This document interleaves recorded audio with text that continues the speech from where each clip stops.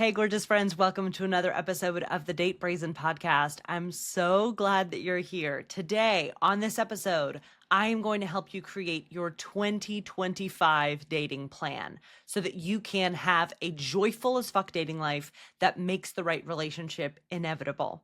In this episode, I'm going to give you exactly what to do, step by step by step. There are 7 steps in total to your 2025 dating plan, and I can't wait to share them with you. For each of these steps, I'm also giving you a deep dive podcast episode that I have already recorded so that you can create DIY your comprehensive 2025 dating plan.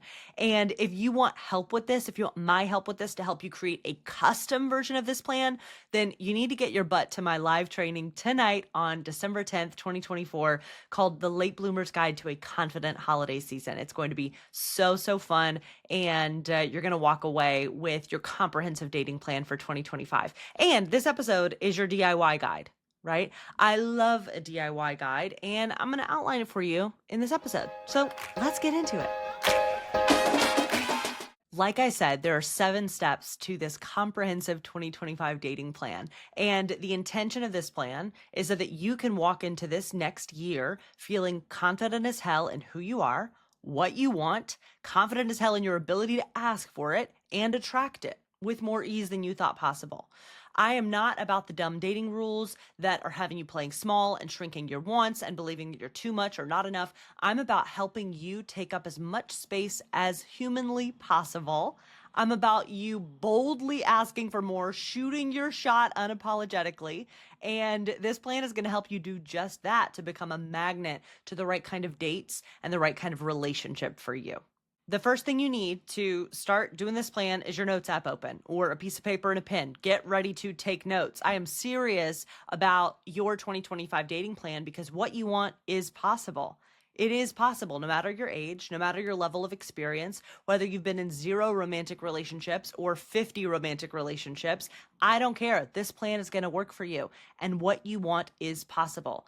I believe that your desire for more in your love life gets to be evidence that it exists. Like the Wright brothers. They didn't know that a plane could fly. They were just like, I have this desire. I'm going to go after it and I'm going to make it exist. Their desire was evidence that it existed. Very similar to what I know to be true after coaching hundreds of people around the world, just like you. Your desire is evidence that it exists. This current state that you're in right now, maybe you're single and you're feeling lonely, or you're single and you're feeling great about it and you still want the right relationship. Whatever the case is, life is going to change, and you are in more control of how your life goes in your love life than you think you are, right? We're not in control of everything. I know that. Unfortunately, I love control. Both and. This plan is going to put you in the driver's seat. Instead of being a passenger in the back complaining about how it's going, or instead of being an anxious passenger side passenger, right? We're going to get you out of those 2 spots and into the driver's seat of finding the right relationship. Again, no matter your age or level of experience, I've got you. So step number 1 in this 7-step plan is to claim what you want. Plain and simple. What's your why?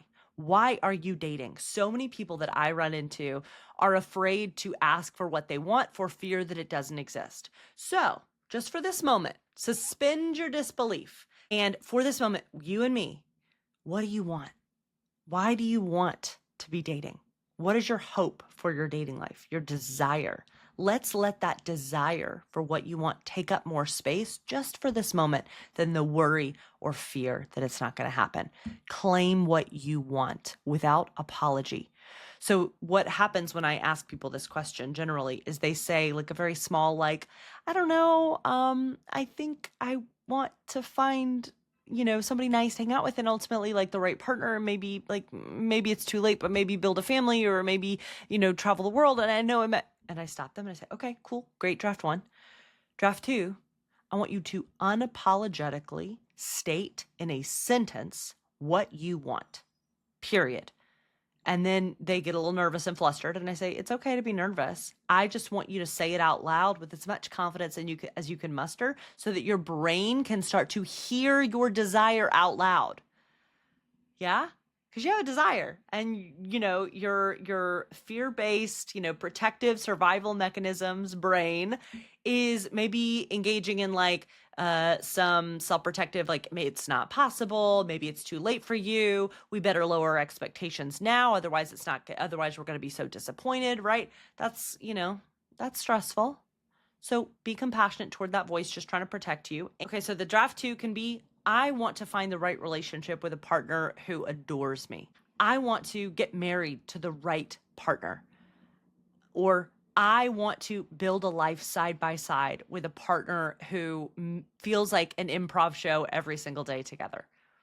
State what you want out loud. That's step number 1. Write it down. Write down what you want on paper, on your phone, on paper. Say it out loud. I dare you to get a bonus point from me. Say it to a friend. I want X in my love life. It doesn't mean that you're less whole right now. It doesn't mean that you're broken. It doesn't mean that something's wrong with you for not having found it yet. It just means that you want something that's not here yet. How human of you. Step number 2 in this 7-step 2025 dating plan is to claim all of your essence-based preferences. And for that, you can listen to episode 135 of the Date Brazen podcast, or you can go buy my book, and there's a comprehensive process inside the book to crafting and claiming your essence-based preferences. Essence-based preferences, if you haven't been listening to the podcast for very long, here's a little refresher. It is the essence of what you desire. Okay, so instead of a rigid checklist, which I call overfunctioning, that's where you say, I need somebody with this exact height, this exact degree, this exact salary. That rigidity is overfunctioning in the face of fear that what you want doesn't exist, or in the face of fear of settling. So you overfunction, rigidity, checklist energy. That is going to get you on good on paper dates and good on paper relationships that don't feel good on the inside. Overfunctioning. On the other end, we have underfunctioning. Underfunctioning is someone nice with a job, just somebody kind and funny, right? You're wanting too little because of scarcity, because of fear that what you want doesn't exist. These two poles of response are very normal, natural, human responses to wanting something and it not being here yet. And I'm asking you to come in the middle to an effective plan to attract what you want, to be open to being surprised by the right people, and to be very firm in your preferences and boundaries. They're called essence-based preferences, which means defining how you want to feel with each of the personality traits you want, values that you want, and logistical preferences that you want. For example, if you want somebody 5'11" and above, I say, great, what do you want? How do you hope that someone 5'11" and above makes you feel? You might say something like, I want to feel attracted. I want to feel like they're confident, like they're walking in the room with this like energy of this large, like warm energy that can give you a hug that envelops you. And I would stop you and say, great, awesome. That's the essence of what you want with your height preference. So now you have the language to describe how you want to feel with the right person. And you know that sometimes it comes with someone 5'11", and I'd ask you, have you ever met anyone who is below 5'11" or above 5'11" or whatever, who makes you feel that way? Inevitably, your answer would be, yeah, I have met a couple people who made me feel that way who weren't that exact height. And I'd say, great.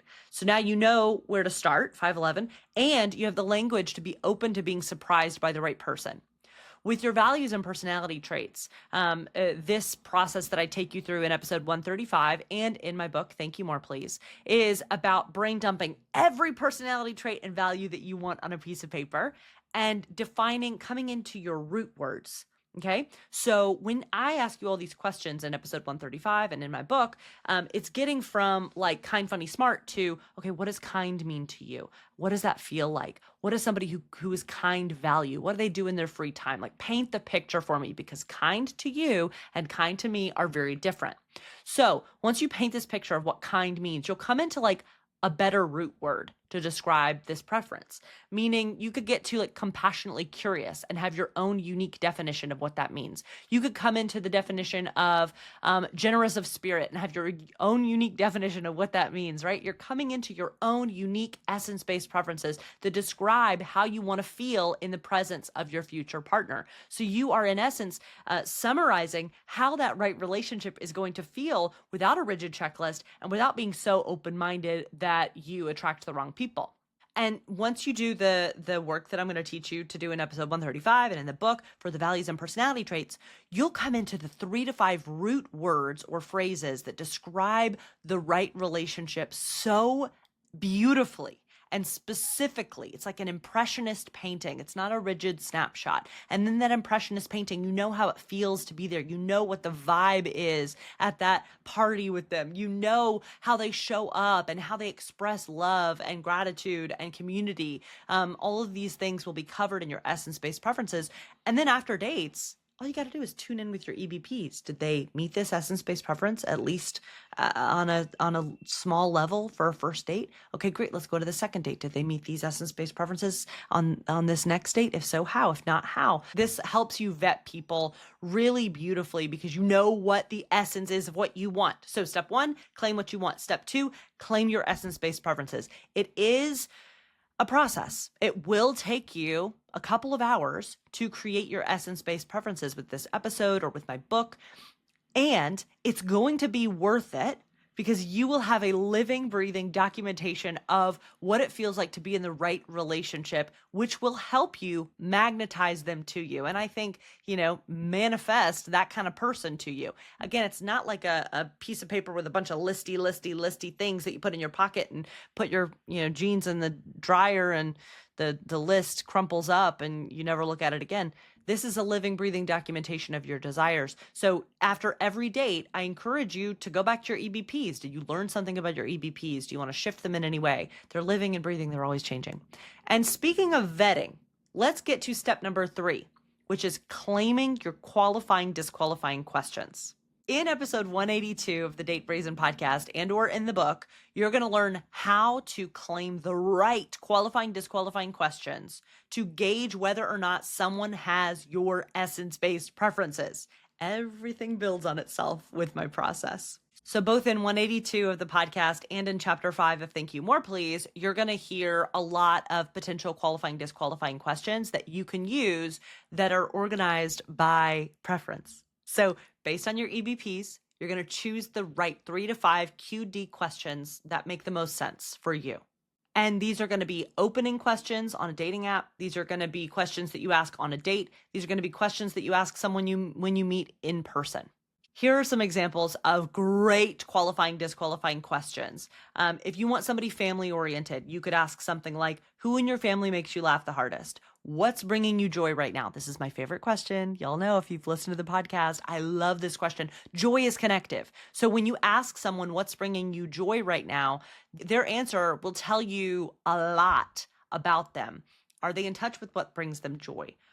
What is the flavor of their answer? Do they take it kind of seriously and answer? Are they really silly? Or do they just flippantly dismiss the question? In which case that would be a bless and release, right? If their answer is nothing is bringing me joy.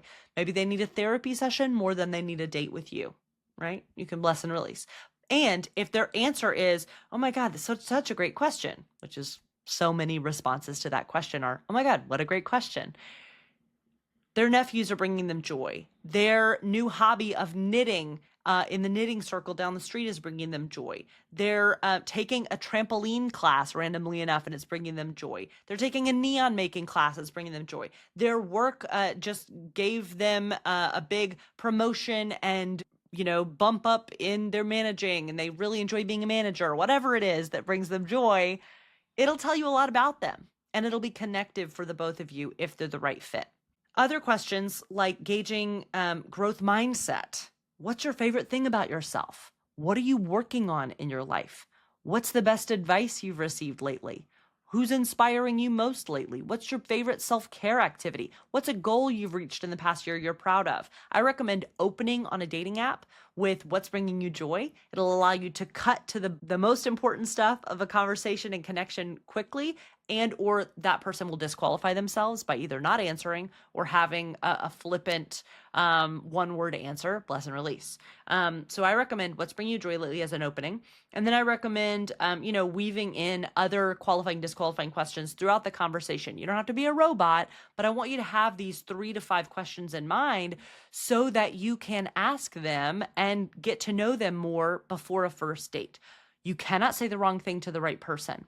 Another question that I need you to ask before you go on a date with somebody is, what are you hoping to find in your dating life? See step number 1. What are you hoping, dear friend, to find in your dating life? And I want you to ask them, this, like, what are you hoping to find in your dating life? And if their answer is, whoa, why would you ask that? Then they probably aren't being very intentional. And they're probably freaked out by deeper connection and conversation. That can be a bless and release. If their answer is, yeah, I'm hoping to like have some fun and, hook up with some people. If you want some fun hookups and you're attracted to them, then go for it. And if not, bless and release. If you want to find somebody who is looking for the right partnership and their answer is, I'm looking to have fun and looking for the right person to do life with, what about you? Then yay. Keep going, right? Ask these questions. You can't say the wrong thing to the right person. And before we keep going to step number 4, let's take a break and hear from our sponsor. I was taught so many dumb dating rules growing up, that I needed to be less picky, that I needed to be less intense, less sensitive, that I needed to stop being too much in order to find somebody. I was also taught that a single woman is behind a coupled woman in life. I was taught that in order to find a relationship, I needed to shrink in order to belong and be attractive.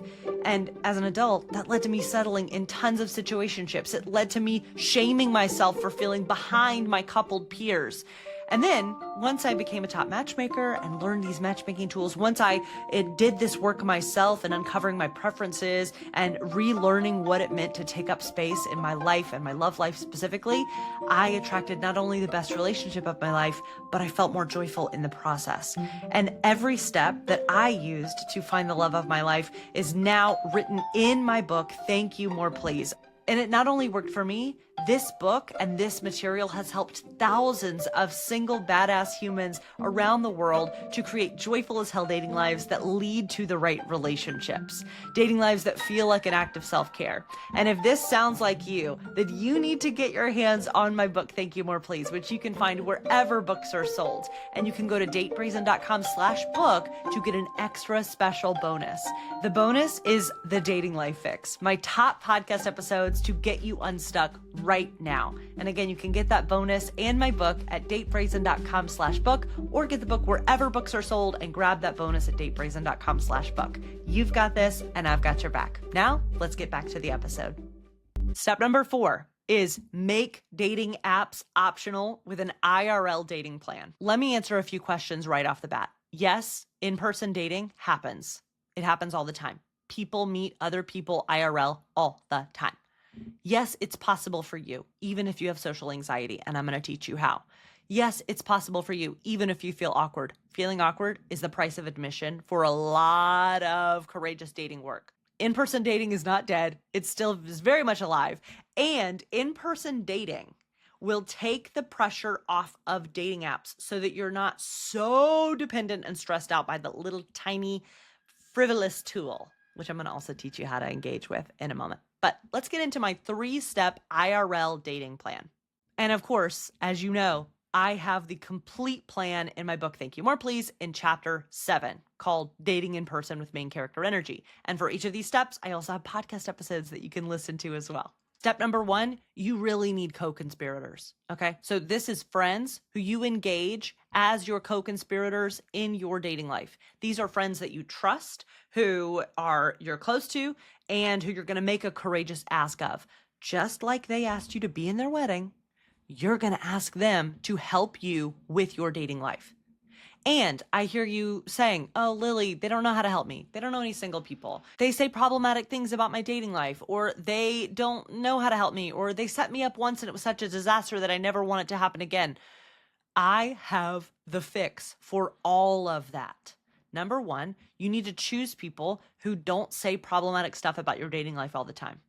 Set a boundary. Like, they don't have to be your co-conspirator. Not every friend is cut out to be the right co-conspirator. Also, in my book and in episode 204 of the Date Brazen podcast, I have the boundaries that you need to set with your co-conspirator up top. So if they say something like, I don't know any single people, you will know exactly how to respond. Hey, I don't know any single people for me either. That's why I'm collaborating with you. Let's come up with some creative solutions.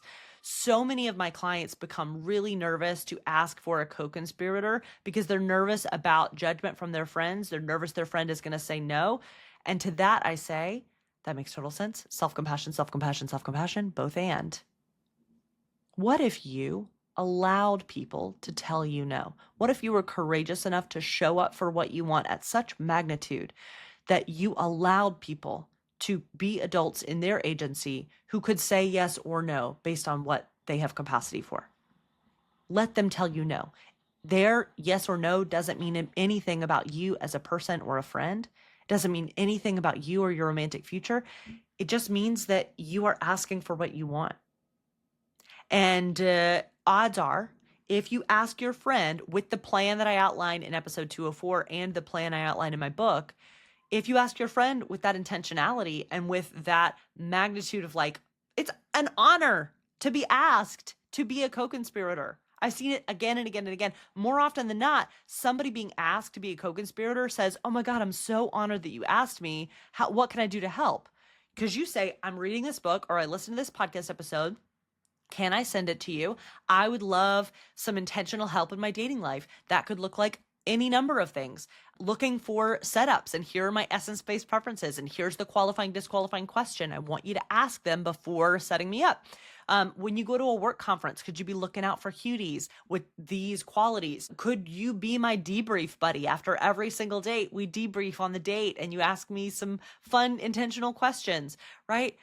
It could mean so many things being a co-conspirator, and your friend is going to be so honored that you thought of them and that you allowed them into your journey. And for those that wouldn't respond that way, they don't have to be your co-conspirator. Yeah. So identify who you want to be a co-conspirator. Just start with one. Go listen to episode 204 to get the comprehensive plan, or get my book. Go to chapter 7 and read it. You're going to be so delighted by how every single thing has been thought of. Every worry that you have has been addressed. Every boundary that you need to set has been scripted for you. So go do it, and then plan in the next week to ask a co-conspirator out on a date, on a friend date, and ask them this question. Will you be my co-conspirator? Step number 2 in the IRL dating plan, joy building. Episode 181 with Chloe's journey into joy building for IRL dating is going to inspire the hell out of you and teach you exactly how to do this. Joy building is essentially going out in the world and doing things that bring you joy. It doesn't matter if there are people you're attracted to at that joy building thing. It just matters that you make eye contact, you make conversation, and you potentially, hopefully, make new friends. To increase the quality of your existence, you increase the quality of your existence with the joy, with the new connections, with the things that are filling your cup, right? Decreasing dependence on dating apps to give you dopamine hits. Joy building does that. And essentially a dating app is just here to like expand your social circle. So joy building does that. Joy build. So make a list of 10 things, 5 to 10 things this month that you want to do outside of your house that bring you joy and that are connective with someone else, a meetup group, a class, anything that brings you joy isn't around and that is around other people. Go do it. Okay. And make eye contact and say hello and make new friends. That's it. And episode 181 is going to inspire the hell out of your joy building journey. Third and final step for the IRL dating plan is to shoot your shot, to make eye contact, to say hello to cute strangers. And episode 190 of the podcast is going to help you do just that. It's the Shoot Your Shot Challenge. And inside, it outlines exactly how to start making eye contact, even if you're nervous, how to say hello to people IRL, even if you're nervous. And I hear you saying like, oh, what if the people who I say hello to and flirt with IRL are engaged or married or whatever? Who cares? Once you figure out that they're married or engaged, you can always like leave and say like, it's nice to meet you. Or you can just flirt with people and have a good time and stretch those muscles. I also obviously teach all of this in the book as well. But shooting your shot IRL is not about 100% success rate of shooting my shot leads to a date. It's about having your back enough, creating emotional safety with self-compassion enough to go make more connections and go be the version of yourself who is the main character. You can't say the wrong thing to the right person. The right person will be so delighted that you said hello to them. This, again, is not about 100% success rate. You probably will get rejected more because you're trying more. Because IRL dating and shooting your shot means you have more access to all opportunities, whether they be hard opportunities or positive opportunities. You're also going to have more access to magic, to co-creation, to a new relationship when you start to employ these skills. So those are the 3 things that will help you build a rock solid IRL dating plan for this coming year. Step number 5 of 7, build a dating profile, right? Secondary to the IRL plan, build a dating profile that is so freaking you and joyful that it is undeniable whose dating profile it is. I don't want you to try to be the wittiest in the room. I don't want you to try to be the most quippy, if that's not you, or the most like, sexy, gotta hook them in. I want you to be yourself. You are probably witty and sexy and gorgeous and weird, and you have passions and interests and things that you hyperfixate on probably. I want to know all of that shit in your dating profile. As much as you're willing and allowing yourself to share, I want you to be real. And the way that you do that is by integrating your essence-based preferences and your qualifying, disqualifying questions into your dating profile. And I teach you exactly how to do that in episode 55 of the Date Brazen podcast and in chapter 6 of Thank You More Please. So use your qualifying, disqualifying questions to, infuse your prompts with more of you. Answer your own QD question of what's bringing you joy and use that answer to plug into one of your prompts. You can even say we'll get along if you're looking for the right relationship to go scuba diving on 7 continents with and build a family with side by side, or whatever it is, right? I give examples in that episode 55 and in chapter 6, but build a profile that is uniquely you. Again, the right person is looking for you. They're not looking for a carbon cutout of what you think someone will want to see to be into you. You are uniquely qualified for the love of your life, and your profile needs to sing with that to do its job of qualifying the right people and disqualifying the rest. In episode 121 of the Date Brazen podcast, I do a dating apps Ask Me Anything episode where I go into my hot takes on which dating apps you should use, what your messaging strategy needs to be, how long you need to be on the app every single day to get the best results. Sneak peek, more boundaries is better for you, okay? 20 minutes a day, max. 1 dating app, max. So that you can get the most bang for your buck in terms of time put in and effort put in and results put out. And again, that's why we do the in-person dating plan, because a dating app is just one small tool. I hate them all equally, and they can be a powerful connection tool when you use them with intention. The 6th step in this process of your 2025 dating plan, 6 out of 7, is to do a Thank You More Please challenge. I outline exactly how to do this challenge in episode 124 of the podcast and in chapter 8 of my book. Inside of the Thank You More Please challenge, you are going to be using a science-y thing called the Baader-Meinhof phenomenon, or red car theory. You know, when you go shopping for a car and you are shopping for a red car, and then you go out in the world and you start to see red cars everywhere. And this goes for other things too. You're shopping for a pair of Aloe Yoga pants, and then suddenly you start to see the same Aloe Yoga pants everywhere. It's not that there are suddenly more Aloe Yoga pants or more red cars in the world than there were before you started looking for them. It's that when you start looking for something, your awareness of that thing's existence grows. It's that thing was there all along. A lot of people were wearing Aloe Yoga pants. A lot of people were driving red cars. It's just that you weren't paying attention before intentionally. And when you pay attention, your awareness of that thing grows. So in your love life, the Thank You More Please challenge is about identifying the tiny slivers of evidence that what you want exists. You see a cutie exiting a therapy office. You have a flirty conversation with your barista. You have a fun, affirming conversation with a coworker at work. You walk around and make eye contact with a cutie and they smile at you back. Thank you more, please. I want you to say it out loud. I don't care if you feel weird. Now, obviously, you can whisper it under your breath, or you can say it loud and proud. Wherever you are, engage your surroundings and context. Say it out loud. Your brain, very similar to step number one, when you claimed what you wanted, your brain needs to hear this out loud to affirm like, oh, it's happening. It's here. And when you start to pay attention to these small thank you, more please slivers, you see a cutie and you don't even make eye contact, but you're attracted. Thank you, more please, right? When you see these pieces of evidence and you start to say thank you, more please, your awareness of more evidence will only grow, thereby expanding your brain's capacity to hold the possibility that what you want not only exists, but is inevitable for you. Do a thank you, more please challenge. 1 week, every single day. Thank you, more please. Thank you, more please. Thank you, more please. By the end of the week, I promise you, you are going to have so much evidence that what you want exists, and you're going to feel so much more hopeful. Step number 7, final step in this 2025 dating plan, is get yourself in community and belonging. Give yourself the gift of support in this area of your life. It's not frivolous to want your dating life to feel better. In fact, settling for a miserable feeling dating life is a form of settling that leads to big settling down the road.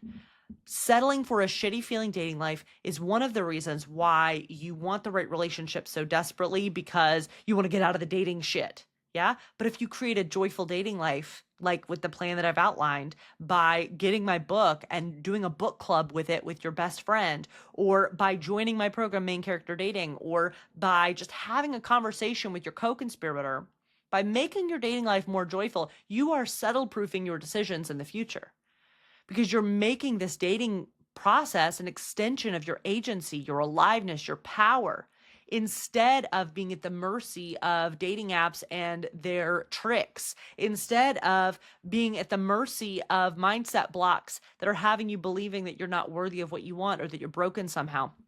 I want you to settle proof every inch of your dating life and dating mindset so that you can attract the right relationship at a different level of joy and awareness of who you are and what you're bringing to the table, so that you magnetize an even better partner for you. Let's make your dating life as joyful as possible. And you do that with a community of support. Like I mentioned, read the book with a friend, do a little book club, listen to this podcast with a friend. Join me tonight in my live training on December 10th, 2024. The Late Bloomer's Guide to a Confident Holiday Season. You can register right now at datebrazen.com/holiday.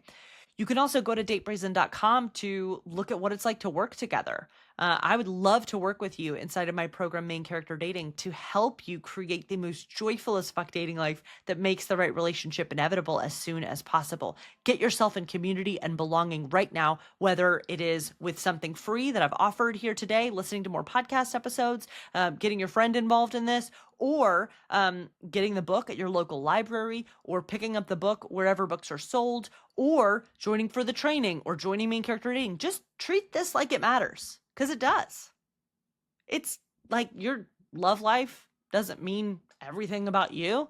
It just means that you want something. It's not here yet. So let's figure this out. I believe that the way we do one thing is the way we do everything. So if you're feeling lonely in your dating life, if you're feeling isolated and cut off from those around you, if you're one of the only single people in your friend circle who is single, you deserve belonging and support and care in this aspect of your life, so that you can settle proof not only this part of your life, but all of it. You're worthy of care and support. And what you want is possible. And I'm here to help you get it. I've seen way too much to let you believe for one moment longer that what you want isn't possible, that you are somehow too late or too broken or haven't had enough experience. And if you don't believe me, I'm over here in Brooklyn believing it for you until you can believe it for yourself. So that was the 7-step dating plan. I can't wait to hear your thoughts on this episode. I want you to go and deep dive into all of these episodes of the podcast that I mentioned, and pick up Thank You More Please anywhere books are sold or at your local library. And if you like listening to this podcast, I also did the audiobook. You're going to love the audiobook. And if you want to start working with me, then come learn about Main Character Dating either at the training tonight, December 10th, 2024, or if you are listening to this after December 10th, you can just go to datebrazen.com to see what it's like to work together. You've got this, and I've got your back, dear friend. Talk to you next week.